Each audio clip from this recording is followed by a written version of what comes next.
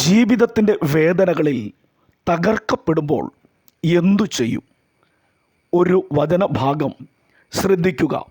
119 സങ്കീർത്തനം 28 വാക്യം. ഓശാന ബൈബിളിൽ നിന്നാണ് ഈ വാക്യം വായിക്കുന്നത്. അതിൻ്റെ തർജ്ജമ ഇപ്രകാരം ആണ്: എൻ്റെ മനസ്സ് സങ്കടം കൊണ്ട് ഉരുകുന്നു, നിൻ്റെ വചനമനുസരിച്ചെന്നെ ശക്തിപ്പെടുത്തണമേ.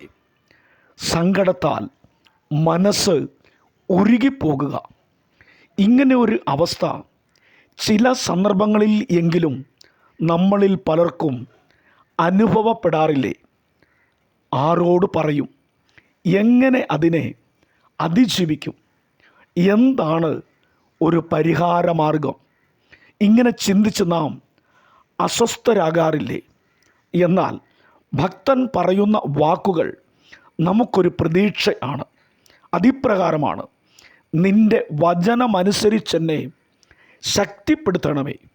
പ്രിയരെ, വേദനകളാൽ ഉരുകുന്ന മനസ്സുകൾക്ക് ദൈവവചനം ഒരു ആശ്വാസമാണ്.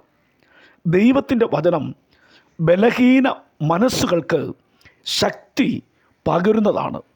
മനസ്സുരുകി പ്രതീക്ഷ അസ്തമിക്കുമ്പോൾ നവചൈതന്യവും പുതുബലവും നൽകി പ്രത്യാശയുടെ ജീവിതത്തിലേക്ക് മടക്കി വരുത്തുന്നതാണ് ജീവൻ്റെ വചനം.